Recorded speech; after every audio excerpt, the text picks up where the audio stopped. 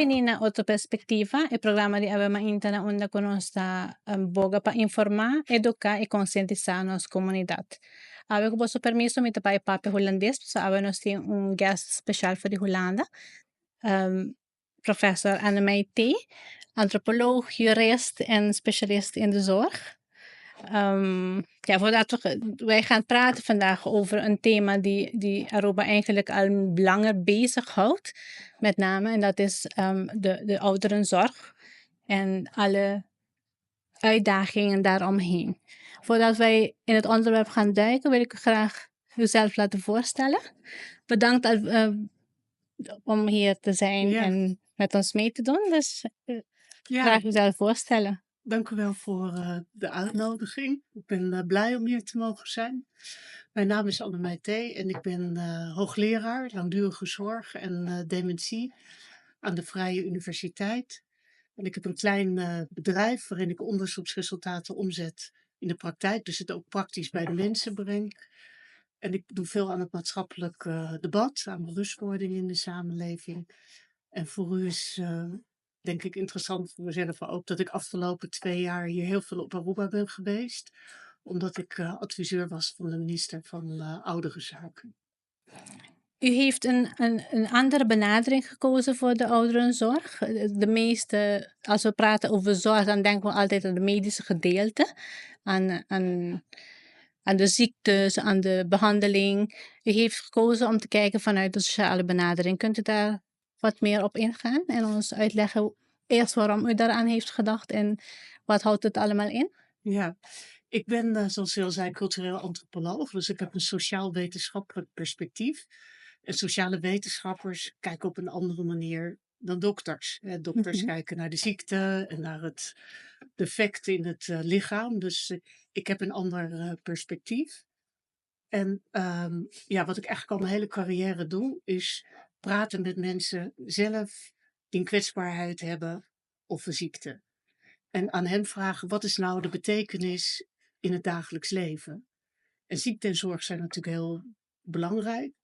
Maar het is ook heel belangrijk om de zogenoemde leefwereldervaringen van mensen zelf te kennen en daarop in te spelen. En ik heb dat veel gedaan rond het levenseinde, dus palliatieve zorg, terminale zorg. Ik heb veel naar oncologie gedaan. En de afgelopen 20 jaar heb ik me veel bezig gehouden met mensen met dementie. Dus ik heb lang in een verpleeghuis meegewerkt en meegelopen. Maar ook mensen met dementie die thuis wonen gevolgd. En tot voor kort was het eigenlijk niet gewoon om met mensen met dementie zelf te praten. We dachten eigenlijk dat dat niet zou kunnen. Dat mensen met dementie onmenselijke... ze hebben een cognitieve stoornis, dus dat ze niet goed uit hun woorden kunnen komen. Maar eigenlijk is mijn ontdekking dat mensen met dementie heel goed kunnen vertellen over hun leven. Soms is daar wat meer tijd voor nodig en zoeken ze naar woorden. En het is me opgevallen in de afgelopen jaren dat eigenlijk de beelden die wij als buitenstaanders hebben over mensen met dementie, dat die vaak niet kloppen. En dat dat eigenlijk een bron van leed op zichzelf is. En we hebben eigenlijk in Nederland veel te weinig oog voor de sociale gevolgen van kwetsbaarheid of van dementie. We focussen ons op die breindefecten, maar kijken eigenlijk niet, wat hebben mensen met dementie nu nog eigenlijk voor leven? En wat hebben ze voor plek in de samenleving? En hoe kijken wij als omgeving naar ze? En dat zijn hele belangrijke vragen voor kwaliteit van leven. Dus het mensenwaarde, het gevoel hebben dat je er mag zijn en dat er naar je geluisterd wordt. En wat je wel kan. Exact, ja, u verwoordt het heel goed. Ik moet u zeggen dat toen ik met het onderzoek begon, dat het mij allemaal heel erg verbaasd heeft. Mensen met dementie gingen vertellen over hun leven. En op een gegeven moment ging ik ook vragen, er zijn heel veel dingen worden moeilijk in het leven. Want alle dingen die de moeite waard zijn. Ik ben een moeder, ik ben een partner, ik heb werk, ik heb vriendschappen. Nou, dat geldt voor u ook. Ja. En als u ziek wordt of dementie krijgt, dan blijft dat. Alleen die ziekte, die drukte eigenlijk op al die sociale rollen Mhm. die je hebt. Dus je kunt ze moeilijker Onderhouden. uitvoeren. Oké. En op een gegeven moment gingen wij ook de vraag stellen. En toen zeiden we van ja, er zijn heel veel dingen worden er moeilijker als je dementie hebt. Maar als je nou één ding zou moeten kiezen, wat is dan het allermoeilijkste? Weet u wat zij geantwoord hebben? Het voor zichzelf niet kunnen zorgen, neem ik aan? De autonomie? Ja, zit er dicht in de buurt, is het niet helemaal. Ik had zelf verwacht, nou, ze gaan het vergeten noemen en alle dingen, Mhm. de directe fysieke gevolgen. Maar mensen zeiden eigenlijk allemaal, mijn omgeving, dat is eigenlijk het ingewikkeldste. En ze beschreven, ja, als de omgeving weet dat ik dementie heb, dan gaan ze op een andere manier met me om. Oh, Gaan wauw. harder praten, beter articuleren. Ze gaan niet meer met mij praten, maar met mijn man. Hè? Hoe gaat het met haar? Dus ze gaan eigenlijk over je hoofd praten. Allemaal onbedoeld en met de beste bedoelingen. Maar mensen beschreven eigenlijk een vorm van sociale uitsluiting. Hè? Dat ze buitengesloten worden. Dus ze beschreven als ik dan naar mijn vriendinnen ga of ik kom op de plekken waar ik vroeger kwam, dan vallen er stiltes. Mensen wisselen veelbetekenende blikken uit. Hè? Als ik iets vergeet, zo van je ziet Ja. wel, ze weet het niet meer, ze zal wel erg ziek zijn. En als ik iets wel weet, dan wordt er ook zo gekeken, klopt dat eigenlijk wel? En dat heeft mij heel erg aan het denken gezet. Hè? Een bron van leed is natuurlijk de ziekte en wat u ook Mhm. schetste van hoe ga je daar als individu mee om? Hè? Wat is je autonomie? Dus eigenlijk de medische invalshoek en de psychologische invalshoek. Maar we hebben eigenlijk heel weinig zicht op ja, dat mensen sociale wezens zijn en dat hun Mhm. relaties en plek in de samenleving echt heel belangrijk zijn voor het voelen van mens. En als de hele omgeving naar je kijkt, van je kan dingen niet meer, hè, je weet dingen niet meer, en zich alleen maar focussen op het probleem, dan voel je je niet meer gezien als een Mhm. volwaardig mens. Begrijpt u wat ik Jazeker. bedoel? Ja. Ja. Dus eigenlijk is het zo, als je dementie krijgt, beginnend, dan kom je misschien op 70% van je kunnen. Mhm. Maar de omgeving doet alsof je helemaal niks meer Dat kan. kan. En neemt je alles uit handen. En met de beste bedoelingen. Maar dat heeft geen positief effect op hoe mensen zich De voelen. welzijn van de Ja. mens op dat moment. En hoe brengt u dat dan weer in de praktijk? Want de medische wereld heeft dan een diagnose gesteld. Er wordt een behandelplan opgesteld of een zorgplan, zeg maar, want behandelen is niet mogelijk. Hoe verwerkt u deze kennis dan in de praktijk? Dat is een hele goede vraag. Want wetenschappers problematiseren en die hebben een visie. Maar daar heeft de praktijk natuurlijk Mhm. weinig aan. Dus daar ben ik afgelopen 7 jaar mee bezig geweest. En dat hebben we gedaan in zogenoemde social trials. Dus niet medical trials, Mhm. maar social trials. En daarin hebben we geprobeerd om mensen te ondersteunen in hun gewone leven. Dus eigenlijk, u schetst het heel mooi. Hè? Op het moment dat je vergeetachtig wordt of je krijgt klachten, dan zegt eigenlijk iedereen, hè, ga naar de dokter en dan krijg je Mhm. een diagnose. En dan krijg je het label Alzheimer-patiënt of dementiepatiënt. Is ook een echte rol. Maar vanaf dat moment wordt eigenlijk alle hulp en alle aandacht gericht op u als Patiënt. dementiepatiënt. Mhm. En niet u als moeder of als echtgenote, hè, met al die sociale rollen in het leven. En wat wij geprobeerd hebben in die social trials, is dus de aandacht te richten op die sociale rollen in het leven. Hè? Dus u bent, ik ken u niet zo goed, maar u zit hier als journalist. Dus u houdt waarschijnlijk van contact met mensen en schrijven en interviewen. Dus als u dan bij ons zou komen, dan zouden we kijken, ja, hoe kunt u uw werk nog op een andere manier invullen? Hè? Dat u toch nog de dingen doet die u heel belangrijk vindt en prettig. Dus we ondersteunen bij het leven. Dat doen we met sociale benaderingsteams, met vertrouwenspersonen die je leren kennen. En die eigenlijk sociaal in kaart brengen. Wat is er nou aan de hand? Wat wordt er ingewikkeld? En niet om het over te nemen, maar om mensen eigenlijk een beetje te coachen. om de draad van hun veranderende leven weer op te pakken. En dat hebben we in allerlei regio's gedaan in Nederland. En we hebben dat geëvalueerd. We hebben gekeken naar kwaliteit van leven, is natuurlijk het belangrijkste eigenlijk. Hè, van Mhm. mensen zich dan beter voelen. En daar komt ook uit dat mensen zich stukken beter gaan voelen. Want als ze zich natuurlijk geïncludeerd voelen in de samenleving en volwaardig, dan voel je je meer mens. Dus we hebben hele positieve effecten op kwaliteit van leven. En daarnaast hebben we ook gekeken naar doelmatigheid. Hè, Mhm. is het betaalbaar? En wat bleek is dat mensen met dementie door deze benadering prettiger thuis konden wonen. En daardoor ook veel langer thuis konden Thuis blijven kunnen wonen. blijven Dus veel wonen. later naar het verpleeghuis. Betrekt u ook de omgeving van de directe omgeving van de persoon?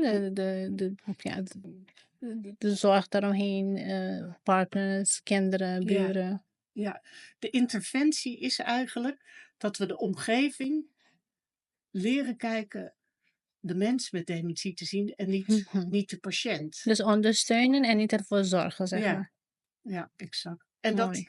klinkt, ik weet niet hoe het u in de oren klinkt, maar het klinkt eigenlijk als heel vanzelfsprekend. Maar dat is het toch niet, want we hebben allemaal geleerd om toch het probleem te zien in de Mhm. patiënt. Dus ja, iedereen moet dat eigenlijk weer afleren en het een beetje loslaten. En afleren is vaak moeilijker dan dingen aanleren in het leven. Ja. Dus Mooi. ja, het is zeker het gaat over die omgeving inderdaad op een andere manier laten kijken en op een andere manier met mensen om laten gaan. Mooi. U bent sinds 2023 ook op Aruba betrokken geweest. Ik zeg geweest, maar betrokken eigenlijk bij het kijken naar de zorg van onze ouderen. Wat is u opgevallen en hoe denkt u? Nou, er zijn plannen geschreven natuurlijk. U bent geweest ook bij de Forum. Maar vertel ons even hoe dat is gegaan. Wat heeft u allemaal meegemaakt en wat is nou de bedoeling? Ja, ik kwam hier eigenlijk toevallig op Aruba om een vriendinnetje van de kleuterschool te bezoeken. Ik was nog Leuk. nooit op Aruba geweest. En ik kwam toevallig in contact met de minister van Ouderenzaken. Mhm, Die hadden ook gelezen wat ik in Nederland heb gedaan. Over, hè, dat noemen wij de sociale benadering. mhm. En die zeiden, we hebben op Aruba ook een probleem met de vergrijzing en de dubbele vergrijzing. We zoeken naar oplossingen. Zouden we die sociale benadering niet kunnen invoeren op Aruba?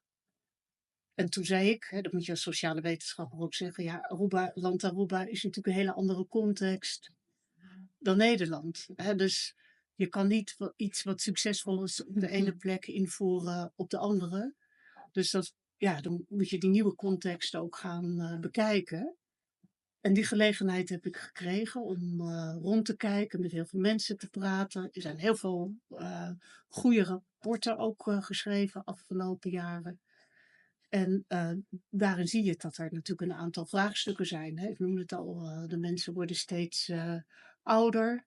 Mhm. Er is een zorgketen van dementie en voor ouderen. Maar was eigenlijk nog niet een hele sterke sociale Mhm. zorgketen. Dus wat je ziet met de ouderdom, er is aandacht voor gezond ouder worden. Dat is denk ik ook heel erg goed dat dat er is. En als mensen dan kwetsbaarder worden, dan is er wel ondersteuning. Maar kan nog best wel wat bij, wat ik net schetste, de Mhm. steun in het gewone leven. En dan heb je de wachtlijst van het verpleeghuis en de verpleeghuizen. Dus eigenlijk zou je kunnen zeggen, er is een soort gat tussen gezond ouder worden en de zorg. En dat Mhm. zouden we wat meer Kunnen ondersteunen. kunnen ondersteunen. Het is denk ik ook heel eerlijk om te zeggen dat ehm, je komt dan binnen en er wordt heel veel nadruk ook op de problemen gelegd. En natuurlijk zijn die er ook. Hè. Geld is een vraagstuk, het is armoede. Maar eerlijk gezegd, toen ik hier zo rondkeek en rondliep en met mensen sprak, was ik ook heel verrast, positief verrast, door de sociale samenleving die Aruba is. En mensen bekommeren zich om elkaar. Ehm, Arubanen houden, denk ik, van Aruba. Hebben ook veel over voor de ouderen. Ehm, dus eerlijk gezegd denk ik dat wij in Nederland of in Europa, in Noord-Europa, ook veel zouden kunnen leren van de Arubaanse samenleving. Dus toen ik het aanbod kreeg om adviseur te worden van de minister, heb ik dat niet zozeer gedaan dat ik dacht, we kunnen Nederlandse interventies naar Aruba brengen. Maar ik heb ook gedacht, Waar kun er je is hier mee? zoveel op Aruba wat de moeite waard is. Kunnen we dat ook niet naar Nederland brengen? Ik denk dat Aruba in heel veel opzichten ook een voorbeeld zou kunnen zijn voor de zorg in Nederland. Je hebt het dan over dat in ieder geval, weet je, dat wij, of net zoals voor de kinderen, als maatschappij ook ervoor zorgen voor zolang dat mogelijk is. Hè? Ja, Want in Nederland, ik heb daar ook gewoon, is het minder persoonlijk, zeg maar. De afstanden zijn ook langer, maar op Aruba gaan we ook de richting op, omdat wij in eerste instantie waren heel veel mensen die thuis bleven. Nu werken beide partners. Dus het moment of de gelegenheid dat iemand achterblijft om voor de ouderen te zorgen, wordt ook steeds minder. ja, dat is zeker zo. Of dat wordt ook gezegd. Hè? Dat zeggen mensen. Als je het hebt over een sociale samenleving, zeggen ze ja, vroeger was dat. Maar nu is dat toch ingewikkelder geworden. Mhm.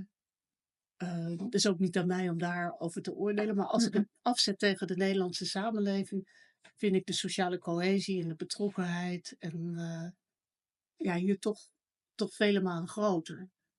En in Nederland, de dementiezorg is denk ik de duurste aandoening in Nederland. Het is volksziekte misschien niet nummer 1, maar wel bijna nummer 1. We geven er dus heel veel geld aan Ja. uit. En de eerlijkheid gebiedt om te zeggen, toch is er nog steeds heel veel verdriet en leed. Mhm. Want mensen willen niet graag in een verpleeghuis wonen. De mantelzorgers die hun geliefde naar een verpleeghuis moeten brengen, hebben vaak een koud hart. Omdat ze bang zijn, ja, zich zorgen maken over hoe er voor iemand gezorgd wordt. Dus ergens is het ook niet effectief. En ik Mhm. denk dat we ook naar hele andere maatstaven moeten. Naar wat goede ouderenzorg is. En dat is niet alleen maar efficiëntie en kosten en hygiëne en veiligheid. Maar dat is ook welke plek hebben mensen in de samenleving. En is er wederkerigheid. Mhm. En ik heb de indruk dat dat hier toch. Ja, dat die sociale structuren hier ja, beter georganiseerd zijn. Ik merk dat ik zin heb om aan u te vragen hoe Nee, u daarover denkt. nee, Want u weet er nee. veel vanaf. Nee, ik kan Ja, me wel voorstellen dat zo inderdaad wordt gezien. En die zijn er ook. ja, Enkel vanuit de Arabaanse perspectief vreest men bang voor het kostenplaatje, zeg maar. ja, Dat is voor Aruba steeds een hoge drempel. En men ziet telkens het kostenplaats en men ziet minder de quick wins of de mogelijke ja, oplossingen die er voor de hand liggen. Dus het is een mooie inleiding naar het volgende onderwerp van er zijn plannen geschreven, er zijn overeenkomsten gesloten, in ieder geval binnen de ketens. ja, Daar weet u meer ja, vanaf dan ik. En ik zou graag wat meer over horen. ja, En in welke status is het nu en wat zijn de vervolgstappen? En hoe kunnen wij eraan bijdragen dat het wordt opgepakt? ja. Dat is natuurlijk heel relevant. Ik heb u verteld van we hebben eerst in kaart gebracht wat is de situatie. Mhm, We hebben ervoor gekozen om dat niet heel langdurig te doen, want we weten dat het urgent is en dat er mhm, dingen moeten gebeuren. Dus we hebben het Deltaplan Ouderen geschreven, wat eigenlijk een pleidooi is van er is een zorgketen, maar maak die keten sterker en maak daar een sociale zorgketen van. Dus die begint in het gewone leven en daar mensen ondersteunen. Dan kunnen ze dus langer in het gewone leven actief mhm. blijven. En dat ontlast dan eigenlijk de rest De van zorg. de zorgketen. Hè. Dat is, hè, dus dan wordt er minder snel een beroep gedaan op de zorg. Hè. Dus dat er niet direct wordt gedacht, nou mensen worden oud en kwetsbaar. Dus ze moeten naar een verpleeghuis en er moet allemaal zorg worden. Maar kunnen Mhm, we ook op een lichtere manier dingen in de samenleving doen. En wij denken dat daar veel winst in te behalen is. mhm. En dan is dat gat wat ik geschetst heb. Dus tussen die gezonde ouderen die thuis wonen en de wachtlijst van het verpleeghuis. Ja, dat is eigenlijk een witte vlek waar nog veel voor kan gebeuren. Dus daar hebben wij een noodplan voor gemaakt. Mhm. En daarvan hebben we gezegd van, ik zei het zelf al, mantelzorgers werken veel. Dus die kunnen ook niet altijd thuis zijn om bij hun kwetsbare geliefde te zijn. Dus laten we passadia's opzetten. Dus plekken in de buurt, hè, met gezelligheid, waar vriendschappen gesloten kunnen worden. Waar mensen eten, overdag naartoe kunnen. Dus zij komen dan uit hun huis en voelen zich meer in de samenleving. En het ontlast ook mantelzorgers, die kunnen dan geruster Naar het werk. naar het werk gaan. En dat in combinatie met teams die ook thuis kijken naar de individuele omstandigheden. En daarmee zijn we aan de slag gegaan en ook met het gedachtegoed van de sociale benadering. Hè, dus dat ouderdom eigenlijk geen ziekte is, maar dat er kwetsbaarheden komen en dat wij als samenleving, als omgeving, ook daar op een andere manier naar moeten gaan kijken. En daar hebben we flinke stappen in gezet. We hebben een hele mooie passadia met het Rode Kruis in San Nicolaas. Het Rode Kruis heeft daar de ruimte ter beschikking gesteld. We hebben allemaal mensen bezocht die op de wachtlijst stonden. Ja, Je bedoelt met de wachtlijst op de wachtlijst voor een tehuis? ja, plek? voor een tehuis. En daar waren veel mensen die nog thuis woonden en die eigenlijk ook liever niet naar een verpleeghuis wilden. En die zich toch ook wel wat eenzaam thuis voelden. En die zeiden, nou, wij willen helemaal niet naar zo'n passadia toe, ik wil gewoon thuis blijven. En ik vind dat zo mooi om te zien, die zijn daar toch naartoe gegaan. Ik was vanmorgen, was ik er ook weer. Ik was nu 6 weken niet op Aruba, dus ik ben al een tijdje niet geweest. Maar dan zie ik dus ook die mensen die ik zelf bezocht heb op die wachtlijst. Die zeiden, nee, ik wil daar niet naartoe. En die komen daar nu een paar keer in de week. En die zijn vrolijker, die doen allerlei activiteiten. Die beschrijven ook van mijn leven heeft veel meer betekenis gekregen. Dus eigenlijk in heel korte tijd zie je dat mensen goed doet. En dat is eigenlijk heel logisch. Want ja, als u in uw eentje thuis zit of ik, en dan komt iemand meer, dan ga je piekeren. En dan ga je niet goed voelen. Dus het is heel mooi om te zien dat werkt. Ziet het dan ook uitdagingen die nog in de rest van de keten opgelost moeten worden? Want dat is het begin van de opvang, zeg maar. En de aantallen worden steeds groter, dus er zullen op een gegeven moment meer van die passadiers opgezet moeten worden. Wat zijn de uitdagingen die u binnen dit traject bent tegengekomen? Ja, nou, dit is ik denk dat dit een aanpak is die heel passend is. Hè. Het is een aanpak die je eigenlijk in de hele wereld wel ziet, dat er een tendens is naar mensen thuis ondersteunen. Maar het is wel een cultuurverandering. Dat zag ik in Nederland ook. Dus het is niet iets wat morgen veranderd is. Dus dat vraagt investeringen. Dat vraagt investeringen in middelen. Maar het vraagt ook investeringen om op een andere manier te gaan kijken. En de kosten gaan altijd voor de baten uit. En heel mooi is het dat wij onderzoeksgeld hebben gekregen. Opleidings- en onderzoeksgeld. Om verder te gaan exploreren. Hoe zou zo'n aanpak op Aruba eruit kunnen zien? Met de bestaande partijen. Dus dat we voor 1-2 jaar kunnen gaan uitproberen hoe dat eruit ziet. En dan bedoel ik niet dat mensen een testproduct zijn. Maar door gewoon op een organische manier, zoals ik dat ook schets in die passadia in San Nicolaas. Dat we kijken van, nou, wat vinden mensen nu prettig om te doen? Hoe vaak in de week? Wat hebben we dan voor activiteiten? En we hebben daar subsidies voor gekregen van Zon&W. Zijn heel goed beoordeeld ook. Ja, dus ik zie ontzettend veel kansen om volgende stappen te gaan ondernemen. Kijk, meent u ook wat het effect zou zijn geweest als die mensen daar niet naartoe zouden gaan? Of neemt u dat mee vanuit uw eigen ervaring? Ja, ik kan natuurlijk die eigen ervaring niet helemaal thuis laten. Dus dat Dat heb ik in Nederland gezien. Maar eigenlijk schetste ik dat nu in dit verhaal ook al een beetje. Dat is natuurlijk niet een hele grote aantallen. Maar we hebben toch mensen op de wachtlijst bezocht. Die thuis toch vereenzamen en wat verpieteren. Omdat ze niet veel sociale contacten hebben. En je kan met je eigen ogen, kunnen we nu zien, dat als ze dus wel ergens komen en vriendschappen sluiten en leuke dingen doen, dat ze zich veel beter gaan voelen. Maakt dat de kans minder dat ze dan toch belanden in een tehuis? Of is het zoveel mogelijk uitrekken tot? Ja, ik denk dat op zijn minst dat het uitgesteld kan worden. En dat het in sommige gevallen misschien ook wel dat het helemaal niet meer aan de orde is.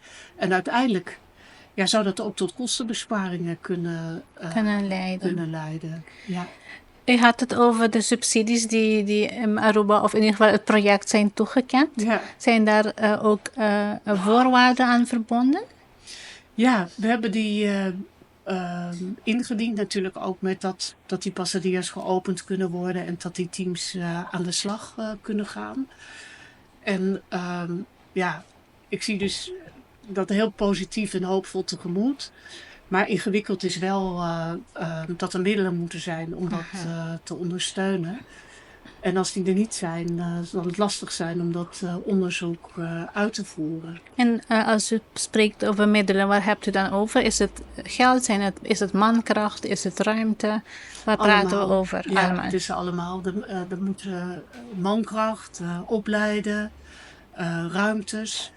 En ik geloof heel erg in klein beginnen en klein uitproberen. En als het werkt, om het dan verder uit te rollen. Dus er zijn middelen voor nodig, maar ook weer niet heel erg veel. Maar het is denk ik ontzettend zinnig om daar wel goed naar te kijken. En ik merk ook dat op de andere eilanden... Ik ben onlangs op Bonaire geweest voor een werkbezoek waarin ze ook heel geïnteresseerd zijn. Aruba zou ook een voorbeeld kunnen zijn voor die andere eilanden. Dat er kennis uitgewisseld kan worden. En er is nu een directie ouderen zaken opgesteld. Zijn zij de entiteit die verantwoordelijk zijn voor het doorloop, voor het waarborgen dat dit proces doorloopt? En in hoeverre is dit project afhankelijk van de wisseling van macht, zeg maar? Want Aruba heeft wel een historie van het wil telkens willen opnieuw uitvinden. Dus lopen we daar risico met dit project? Heeft u dat gevoel? Ik heb dat gevoel nu nog niet helemaal, maar het is natuurlijk, de regering is gevallen. Ik werkte voor de vorige minister. Dus er is natuurlijk een tijd, er is een tussenperiode geweest en toen waren die middelen ook bevroren. Nu is er eigenlijk onlangs weer een nieuwe regering. Dus ik ben aan het proberen om daar contact mee te krijgen. En ik hoop dat ze zo verstandig zijn om de plannen te beoordelen op hun inhoud. En ik hoop ook dat ik inhoudelijke gesprekken met hun daarover mag voeren. En dat is denk ik het ene. En verder zijn er natuurlijk allerlei organisaties op Aruba. Je hebt Kibrahatja, FCCA, met het wonen, Kasmari. Dus er zijn allerlei organisaties die natuurlijk al op dit gebied iets doen, met wie we ook die subsidie hebben aangevraagd. En het zou heel mooi zijn om met hun dan ook volgende stappen te zetten. Is de subsidie nou, dus de subsidie is los te zien van het hele regeringsgebeuren? Of is de subsidie nog steeds afhankelijk van keuzes die de nieuwe regering zal maken? Ja, de subsidie is los daarvan is dat het gaat over onderzoek en opleiden.